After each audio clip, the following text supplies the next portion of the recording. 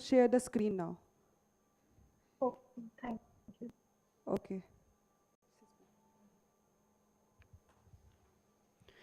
Yes, Priya, you will be giving. We are giving you 3 minutes, and after 2 minutes there will be a bell, and then try to conclude in next 30 to 35 seconds. All right, fine. So, is my poster visible?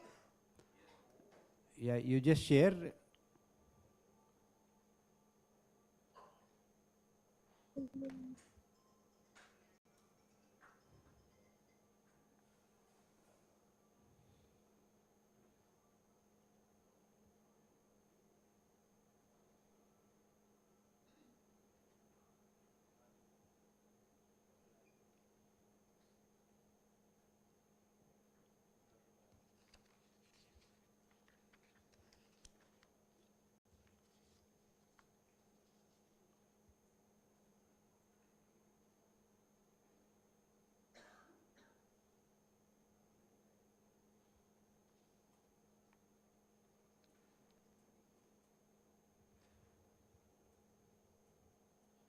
Is my poster visible?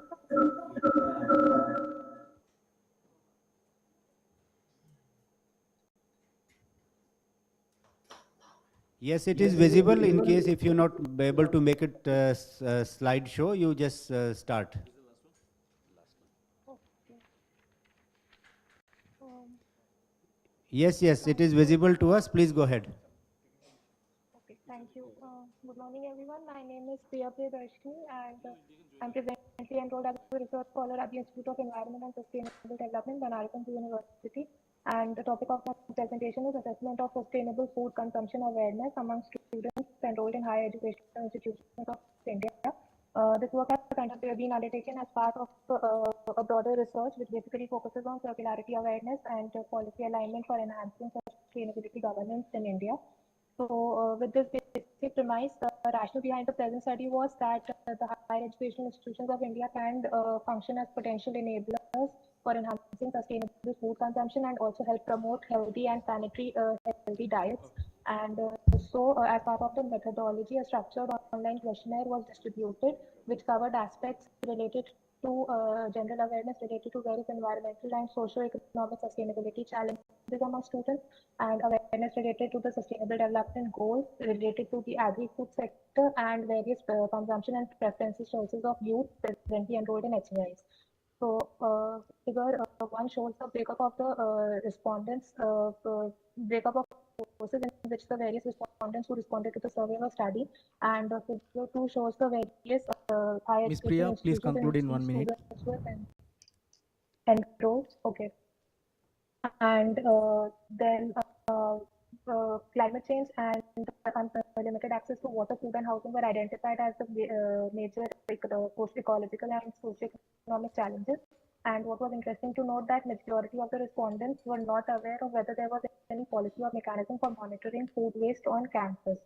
Although they were aware of the terms of sustainable development and the sustainable development goals. So a framework was also suggested to reduce food waste, generation of food waste on campus. Thank you. Yeah, Priya, one quick question. What is the sample number here? How many institute you have gone to for survey? So there were around 221 respondents, and the total number of institutes from which they responded were around 97. Okay, okay, thank you. Okay. Okay, then. Thank you, Priya. And with that, we wind up this session. We are not winding up the session. There are 2 or 3 candidates due to technical problem. They cannot join us. So we are having this session continuing and merging it with another session. So whenever your technical problem will be solved, let us know. We will call you online for presentation. So I request the coordinator, Udangshri, to contact the participants who are presenting posters, who have this technical problem, to inform us whenever they are in a position to present here. I will not give vote of thanks now because the process is continuous. Yeah, please come over here.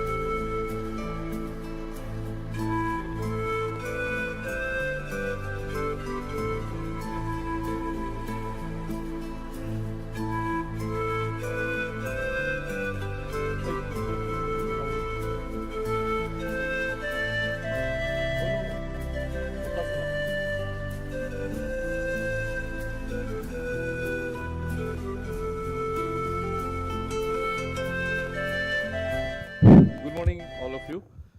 So, welcome to the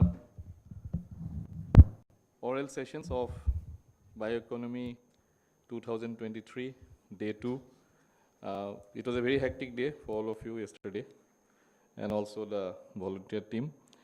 So, I now invite the joint chairs of this session on medicinal and aromatic plants, session 3, Dr. Sarat Saikia from Assam Agriculture University, and my colleague, Professor Tamal Banerjee, to come over to the dais and start the sessions. So,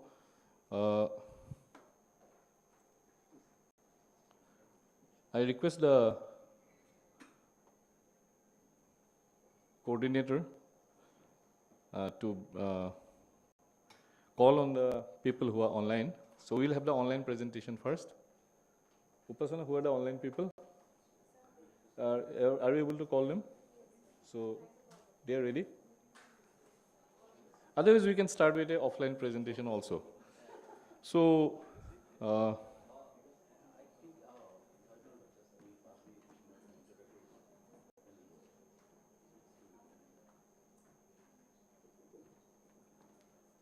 so before we begin, I request Upasana to welcome and felicitate our joint chairs, Professor Sarat Saikia and Professor Tamal Banerjee.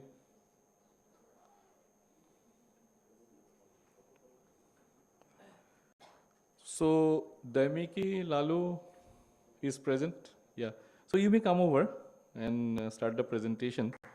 So, your presentation is loaded. Yeah, please. I request all speakers to maintain the timeline given to them, and if possible, reduce by a minute. So, with these few words, I hand over the microphone to the joint chairs to conduct the business.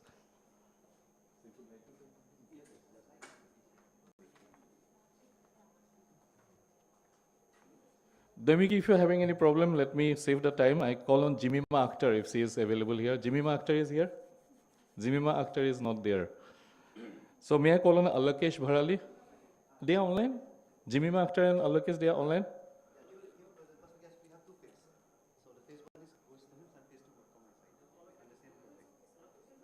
But within the allowed time, yeah. So kindly proceed because we are running short of time. So I request Ranjit Kalita and Lalit Sekia. Who is Ranjit Kalita? You are there, correct. Vishnu Sodri is online. So he is not available right now. So who will, you are ready? Please come over.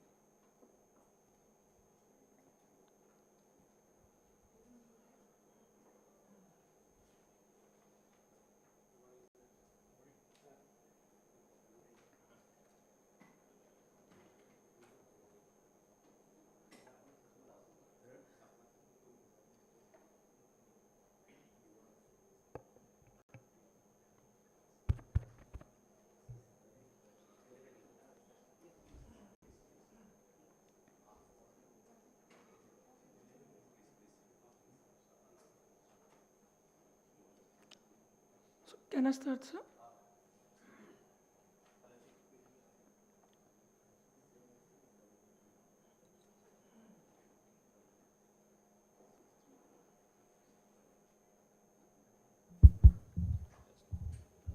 Hello, Chick. Warm welcome to all the participants. Good morning, everybody. I am Dr. Sarat Saikia, professor of Assam Agricultural University. So I work in horticulture research station just nearby, near airport. So really, we are all excited today to be here under this very nice auditorium and to deliver and to interact on a very important subject, that is bioeconomy. So you know that all of us, we know very clearly that the northeastern region, including Assam, is regarded as the treasure house of bioresources. So you see, today we have 24 lakh hectare under rice land, then the 5 lakh hectare under homestead gardens. These are actually in horticulture. Then there are 3.6 lakh hectare in hill farming, 2.2 lakh hectare in the river and track, 1 lakh hectare under small tea farms. So these are the areas, and especially these are dominated by small and marginal farmer.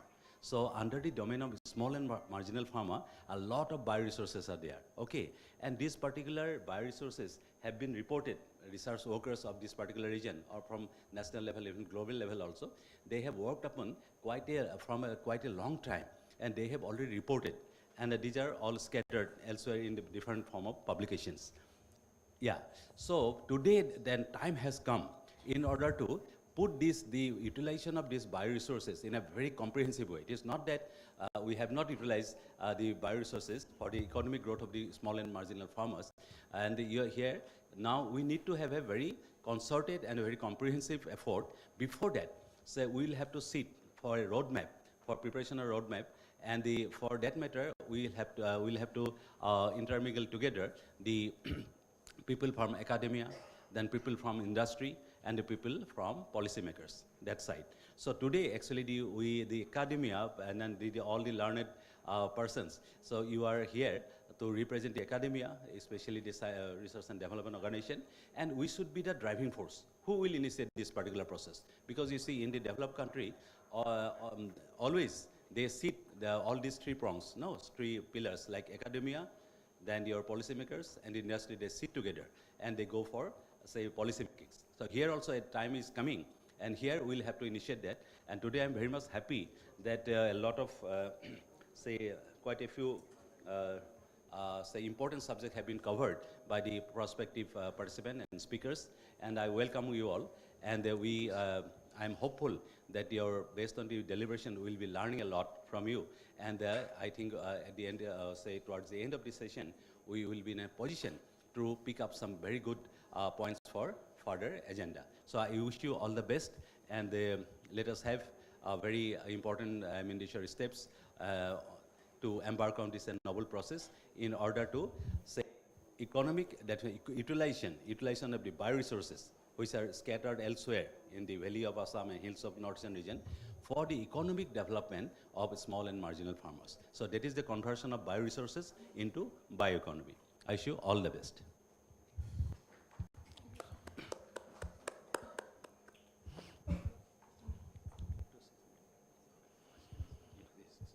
So we can start? Yes, sir. So who is the first presenter? No. He'll speak the last. Sir, no, sir. Sir, Alakesh Bharali. Alakesh Bharali. Yeah. Yes. Alakesh Bharali will be the first, will initiate the program. Okay, wish you all the best. Okay, sir. Sir. 10 minutes. You have got 10 minutes, and please keep regard to the Okay, timeline. sir. Yeah. So, first of all, wishing a very good morning to all and everyone present here. Myself, Alakesh Bharali from Girijananda Chaudhary University, to present a lecture on our sustainable silver nanoparticle synthesis from Potentilla fulgens root and unlocking its wound healing potential. So, coming to the background of my study, why I am choosing doing this study. See, as we all know, nanoparticle synthesis is an area of your immense interest due to its broader applicability in the field of your medicines, biology, physics, and chemistry. It has lots of applications in many fields, but The common synthesis method, as we know, the physical and the chemical methods are uses very much chemicals or uses your high energy requirements. And also these methods are very much expensive. But we cannot deny the importance of the ever-growing importance of these nanoparticles just because of this method of generation.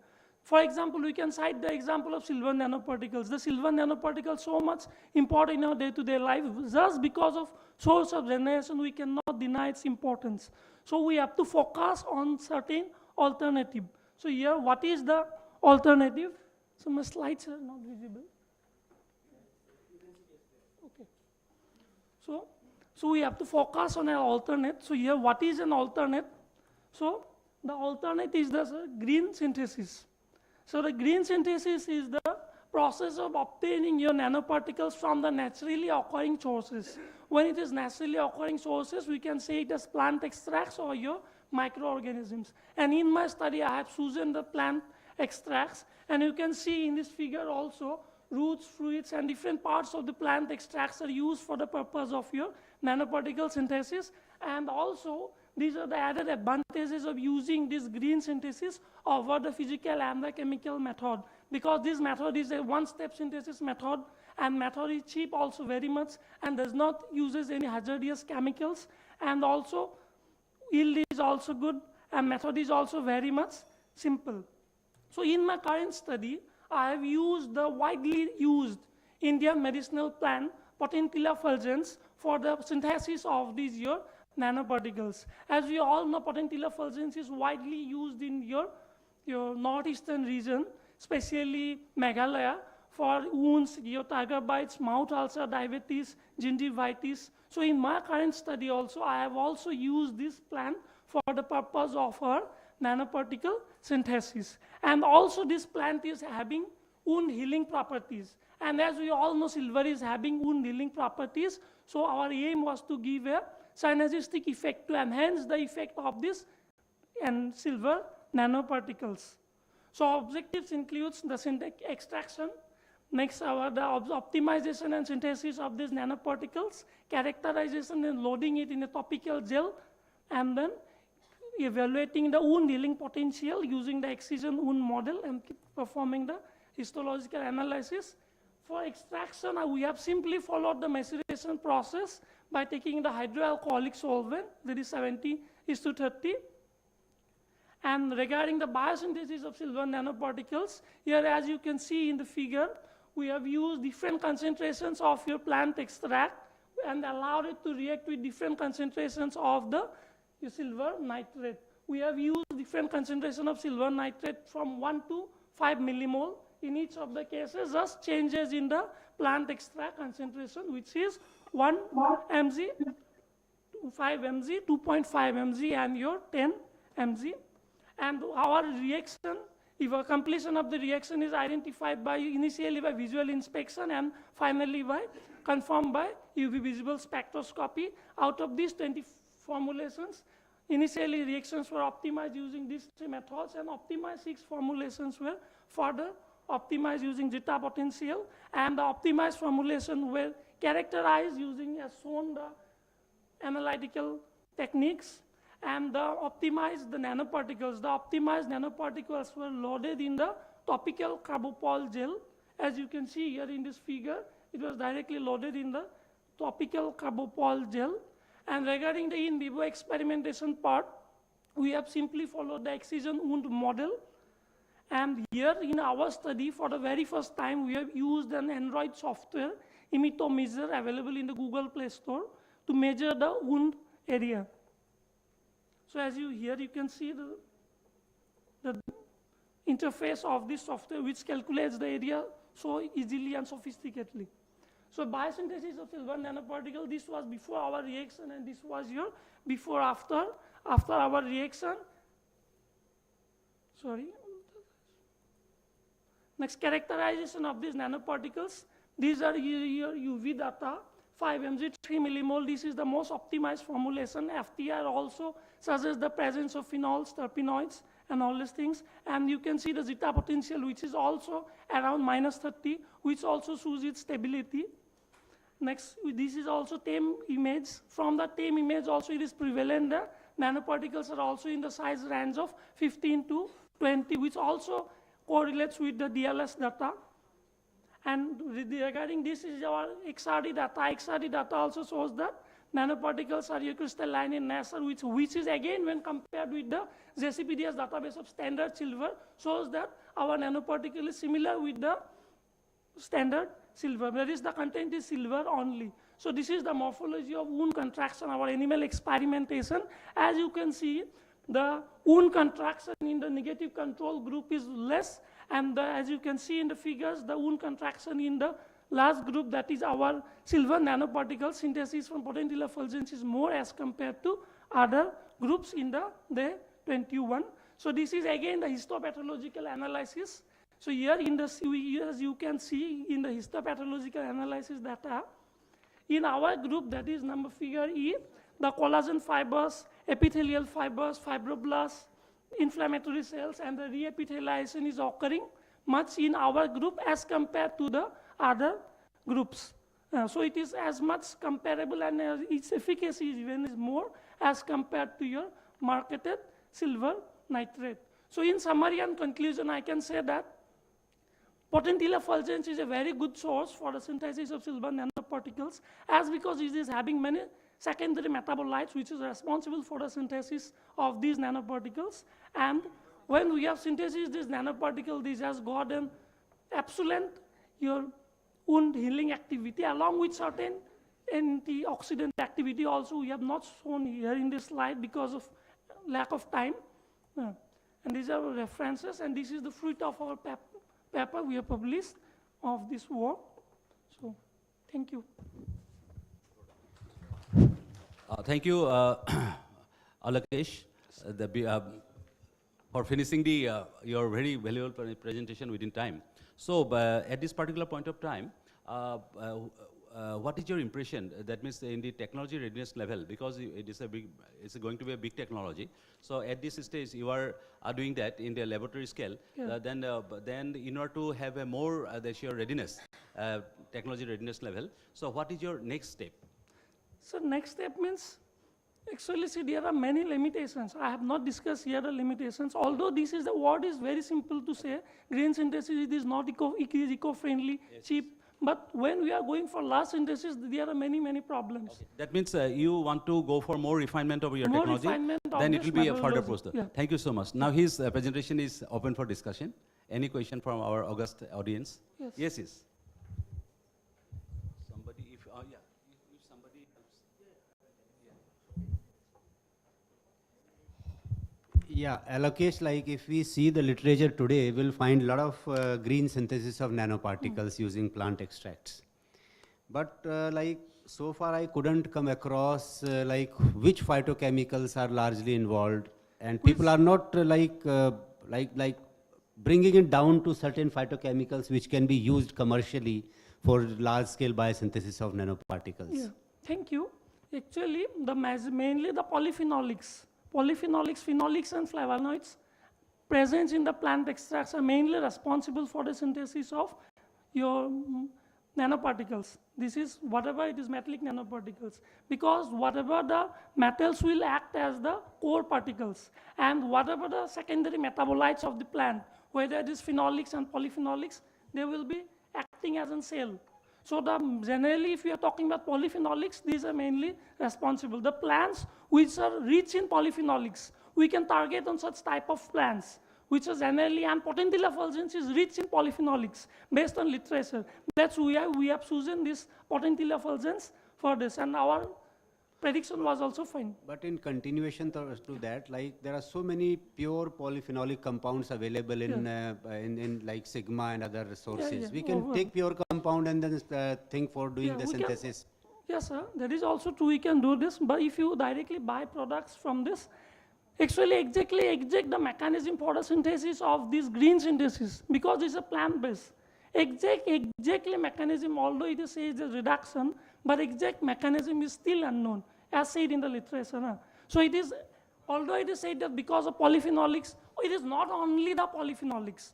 Other secondary metabolites are also responsible, like your flavonoids. So if we apply have to mix a combo. That's why we are using extract. We have also done one study in our lab, using my guide has all done this, using the one compound, pure compound.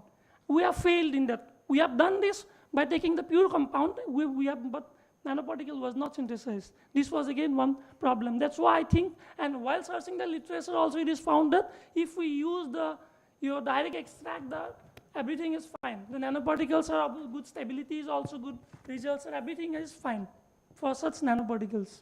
Okay, thank you. Okay. Thank you, Alokesh. Thank you. Yeah, I have a question for you. Can you go to the wound healing essay?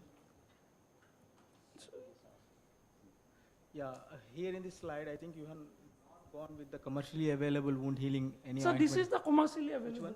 So standard control 0.9, this is 0.2, same control 0.2. So what is the So I am statistical not disclosing the significance? brand name, that's why. What's up? What is the statistical significance here with So the control? statistical significance, actually I have not shown in the slide, but it was in my data base, but actually I Yeah, you forgot can tell the p-value. Simply, you can tell the p-value. p-values, actually I can't remember, I have to check Is it and check significant or not significant? So it was, there are significant differences between this group 4 and group 5. Yeah, if it is significant, how much it will be the, what is the range of the p-value? I have to check and tell, because I am. No, I no, in forgot. general I'm asking. If it is significant, Yeah. what is the range of the p-value? It is 0.5. Okay. Okay, thank you. Okay, thank you. So the next speaker is? Yeah. Next speaker will be Dr. Jyoti Ramseri, no? Yeah. Dr. Jyoti Ramseri. Huh? Oh, sorry. Nirala Ramseri. Okay. I beg your pardon.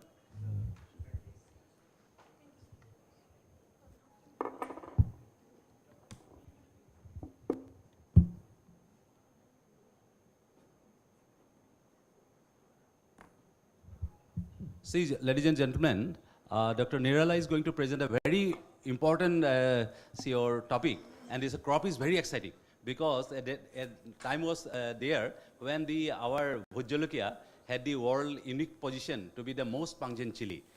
So he is now addressing a lot of different corners of Bhujolukia. So I think there will be a lot of points which will be of very much interest for all of us. Please. Thank you, sir, and co-chair, Professor Tama, and all the audience here either to listen to this lecture. Actually, I belongs to northeastern states, and my home is just 3-4 kilometers from here. So when I started this work, I was in South Korea, and then thought of, by the time it was 2006 and 2007, it came into the Guinness World Records, world's highest pungency, chili pepper in the world. And Defense Research Laboratory, Tezpur, they reported it.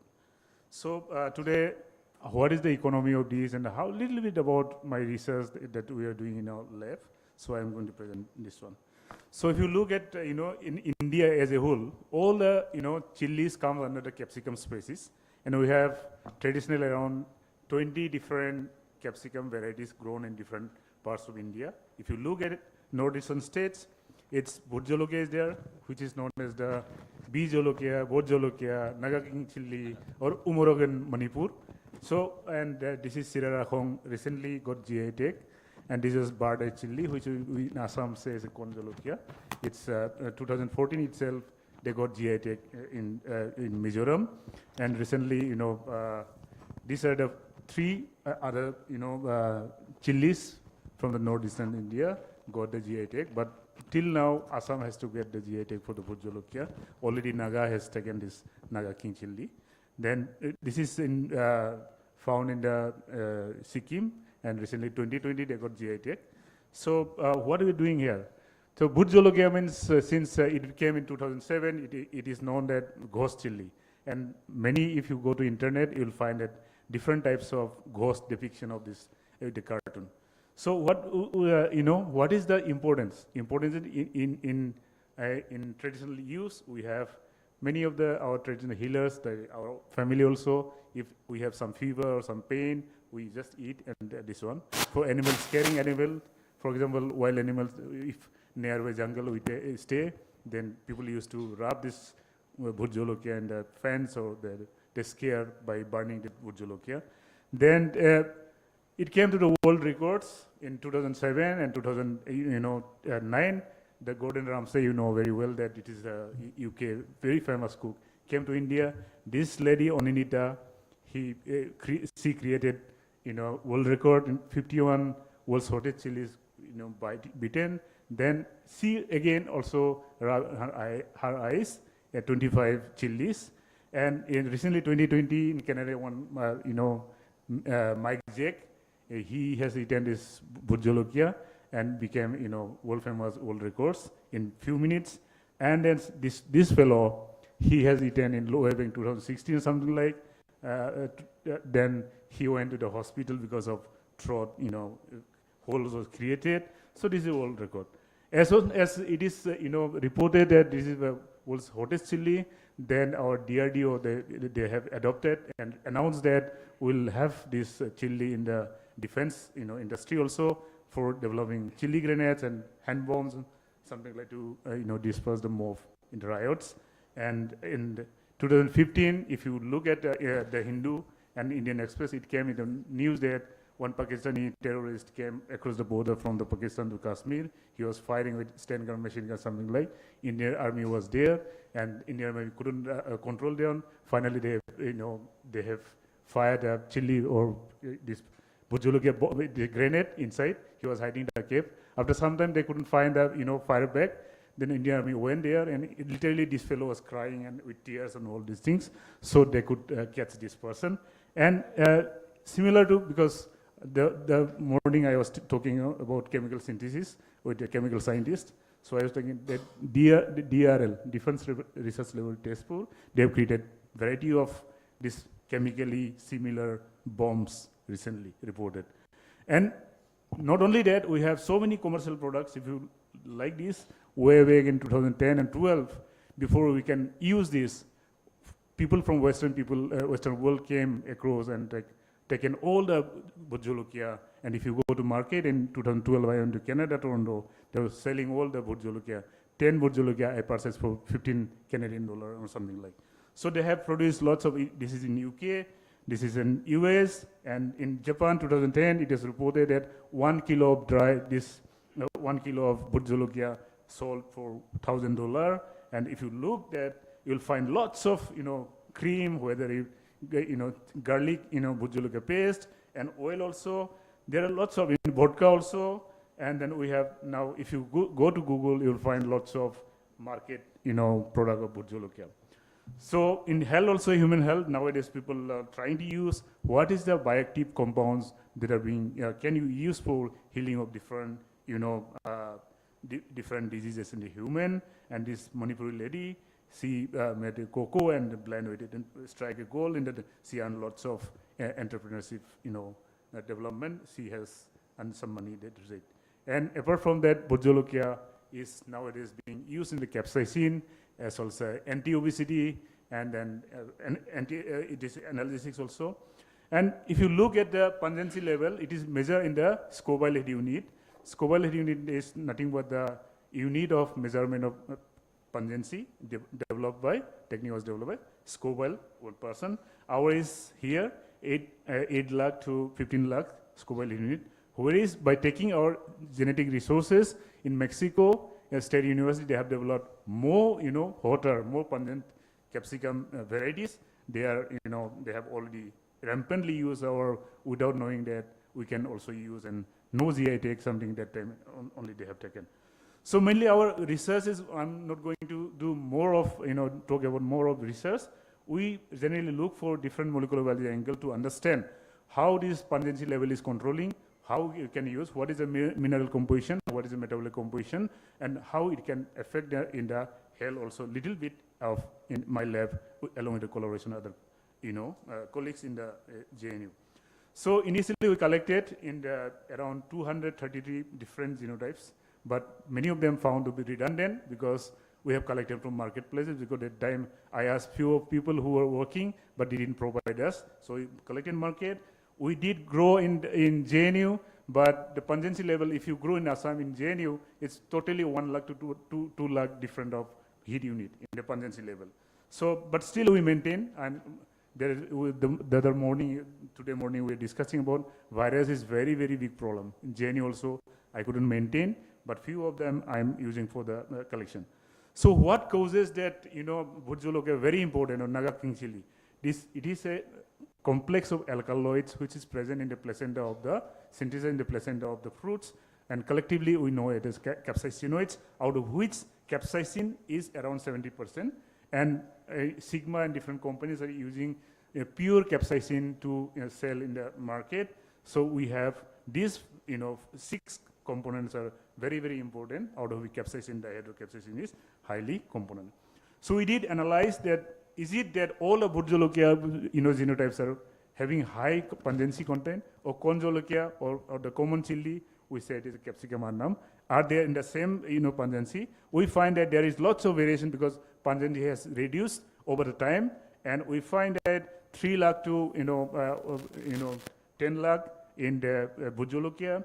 Conjolokia we find that 1 lakh to around 5 lakh, and Capsicum annum, which is common chili we generally eat, has around up to 2.5 lakh. And Capsicum annum bell pepper, always when you say capsicum, we always understand that only Simla mirch is capsicum, but all the species belongs to a capsicum species.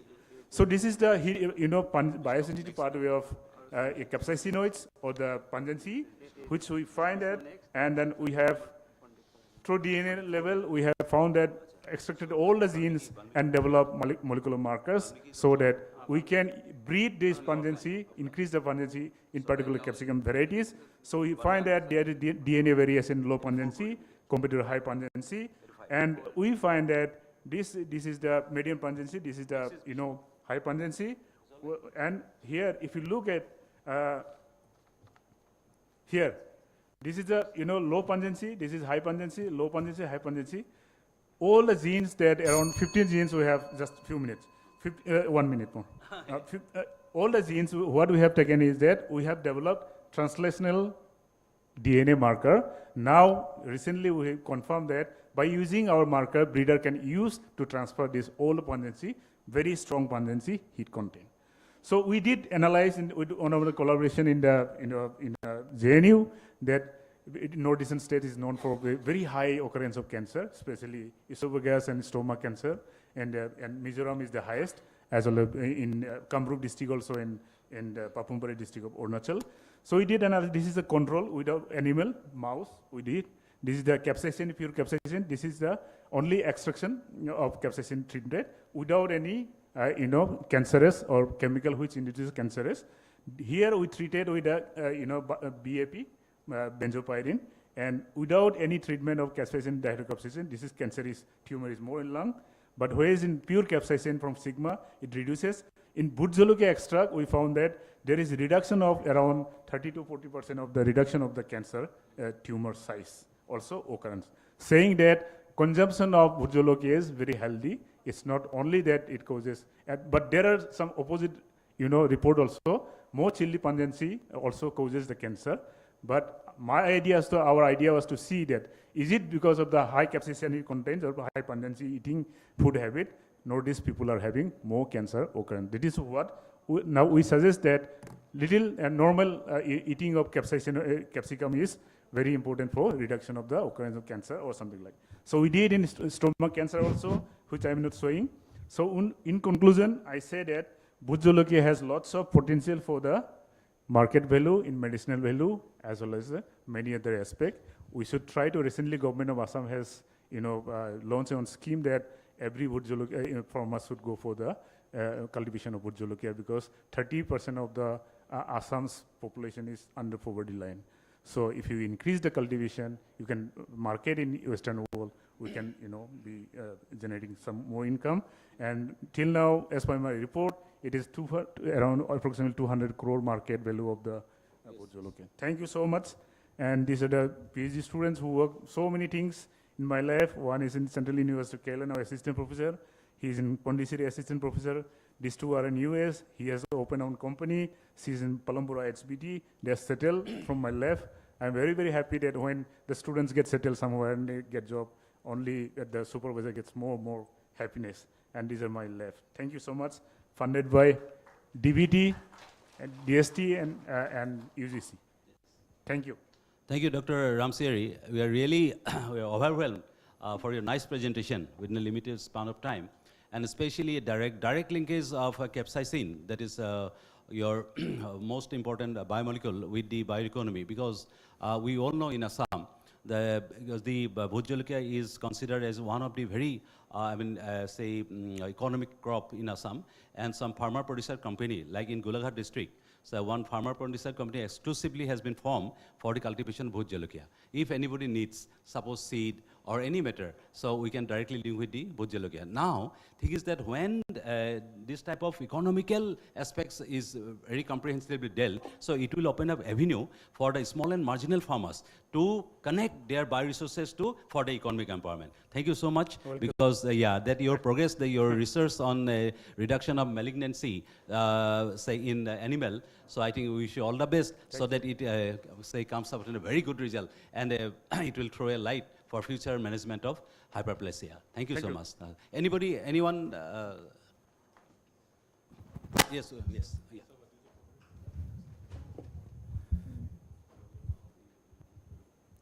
Sir, one quick question, and maybe I'll request Professor Sharat Sekia to just kindly comment on that as well. Because I'm Professor Ramveer Singh from Department of Horticulture, Aromatic and Medicinal Plant, Mizoram University. And we initiated some work on bird eye chili, but availability of quality planting material is a major problem. Like we find that there is too much of variation. We collect from different districts, we find too much of variation. So like for Bhut Jolokia also, like do we have some release varieties for which like we are providing seeds to the farmer? Or maybe I'll request for a comment on bird's eye chili as well. No, actually, I could not recognize Dr. Ranveer. Actually, when we developed that Katpuli project, no, so from Bundelkhand University, he was our partner. I'm especially thankful to Dr. Utpal for having organized such a platform where we can have a ring of cooperation. So like we need, in order to tackle these things, no. So we need a ring of cooperation between among our institutions, the academia and R&D organizations. So here coming to your question. So actually till today, say a lot of indigenous, so a lot of indigenous genotypes are there. But thing is that no systematic approach has been initiated for releasing or developing a selection. Yesterday also we had a technical committee meeting in university. So this particular thing was discussed that let us have a very comprehensive and inclusive drive for selection, or say selection of superior genotypes out of the available germplasm, or maybe initiating some breeding and biotechnological approach to have, say, superior genotypes. So we can definitely, in your Bhut Jolokia, there's Capsicum sinensis, and in also Barra chili. So that is also very much important. Okay, Ranveer, we will talk during lunchtime. Yeah, there is one, the bigger size, it is Rosa, another is Rani, smaller size. And if you go to Manipur, they have Nagaland Rujapema. And in Manipur, Umorok, there are some typical. Yes. Assam is having, more chlorophyll in the fruit. But if you look at the varieties collected from Manipur and Nagaland, that greenish is little light. What we have observed from our collection. Variation is there. Thank you. Okay. So keeping regard to the time, so there is enough scope to discuss during tea time and lunch time. So we'll take it forward. So I welcome next speaker, Dr. Vishnu Chaudhary. Speak online. He'll be there online. The connectivity of Mr. Vishnu Chaudhary. Yeah, kindly check the WebEx connectivity of the next speaker, Dr. Vishnu Chaudhary.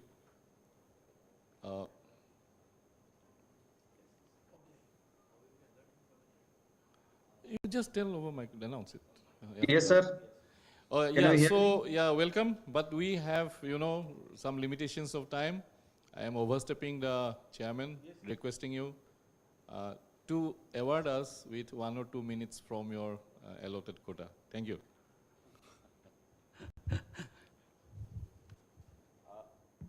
We cannot hear you. Hello. Good morning. Can you start the presentation, please? Good morning, sir. Good morning. Please, welcome. Please share your presentation.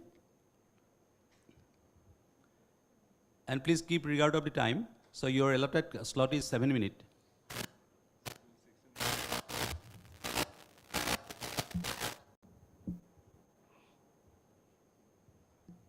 Dr. Vishnu, please Yes, start. sir. Yes, yes, please start. You can speak also if the screen is not available. Yes, yes. You can start speaking.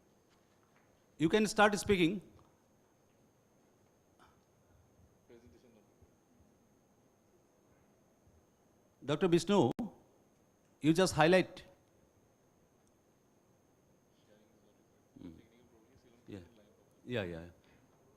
So there may be interruption during the technical fault. So you simply simply you just present.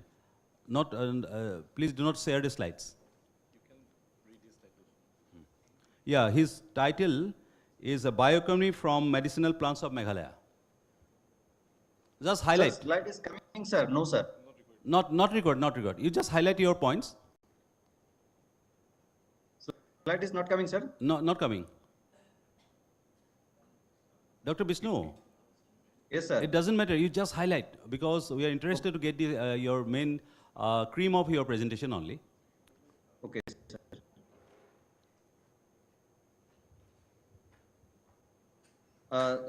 Good morning to all. Namaskar.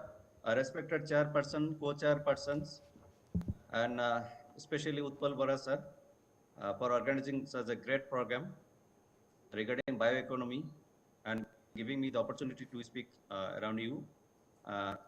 All my regards. Myself, Dr. Vishnu Chaudhary, Assistant Professor in Northeastern Institute of Ayurveda and Homeopathy, Shillong, Meghalaya, the institute under Ministry of Ayush. I'll be talking about bioeconomy from the medicinal plants available in Meghalaya.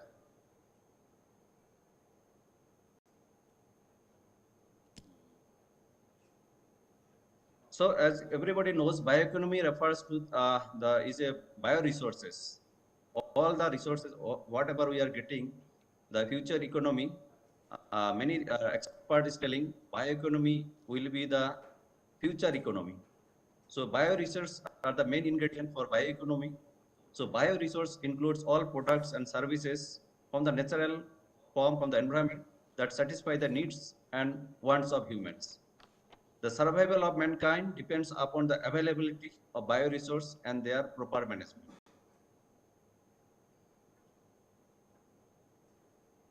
So as everybody is telling, many predicts that bioeconomy will be the key component of the future economy. Development of bioeconomy means to address the challenges like climate changes, food security, energy independence, and environmental sustainability. Advancing the bioeconomy is also viewed as an opportunity to create new jobs and industries, improve human health through the development of new drug diagnostics, and also that all may boost rural economy. Expert estimated that direct economic impact of bio-based products, services, and processes at up to 4 trillion US dollar per year globally over next 10 years.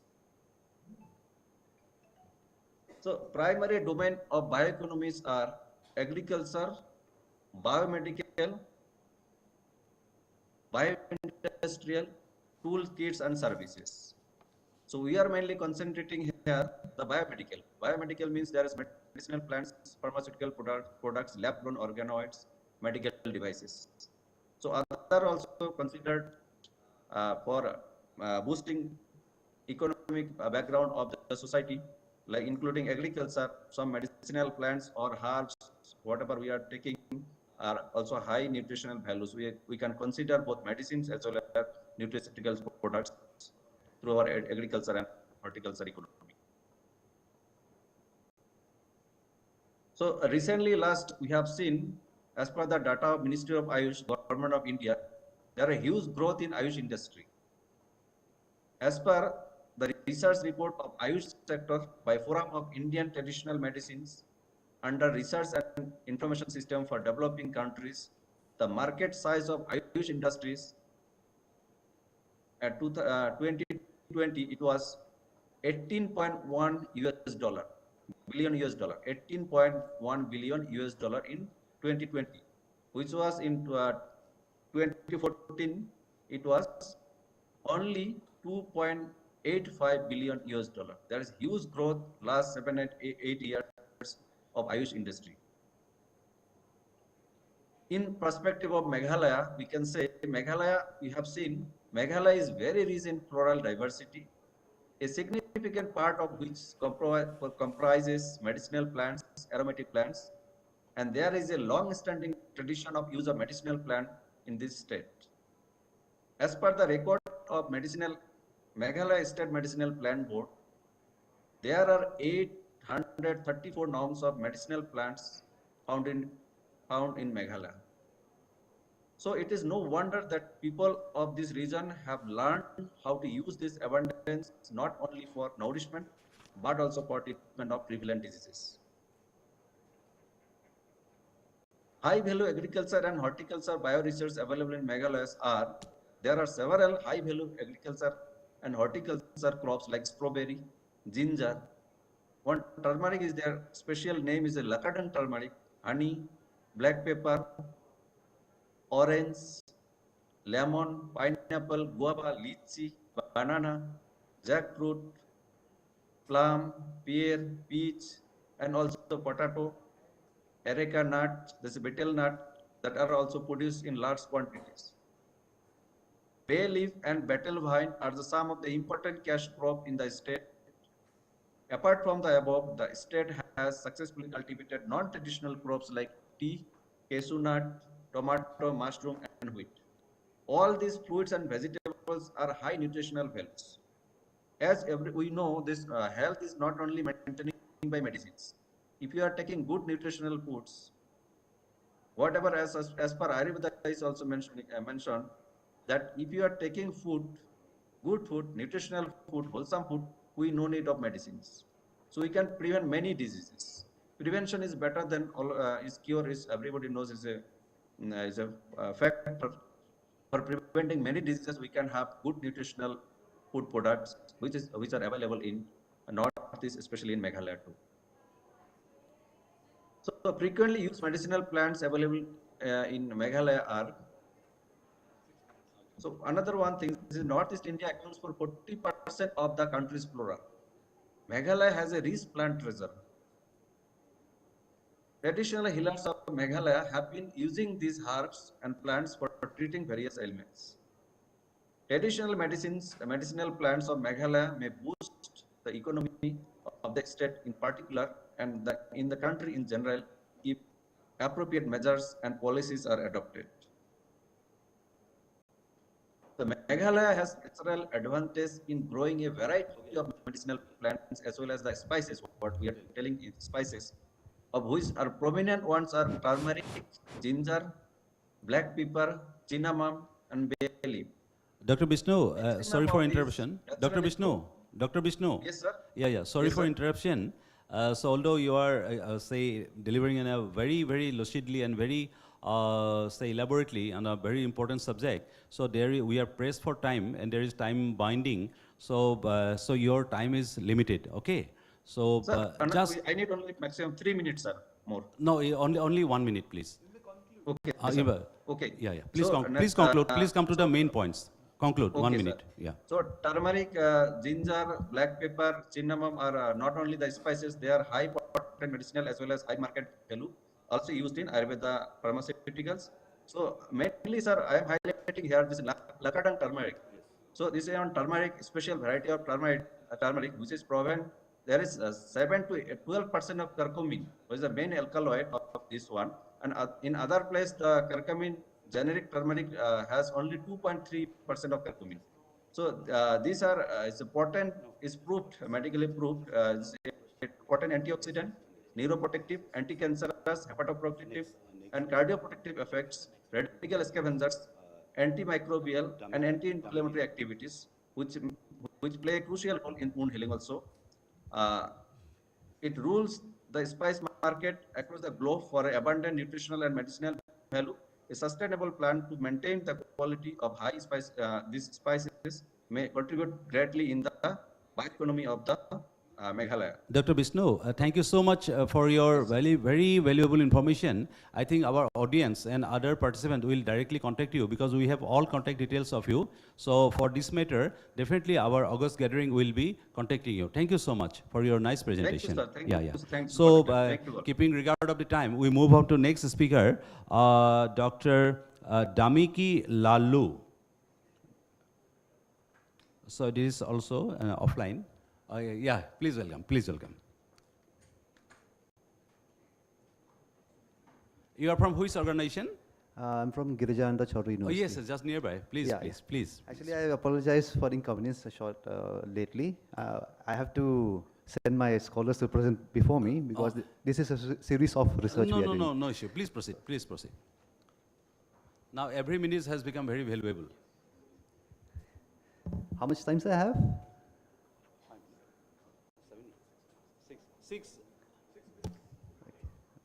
6 minutes. I hope the slides is, yeah, it's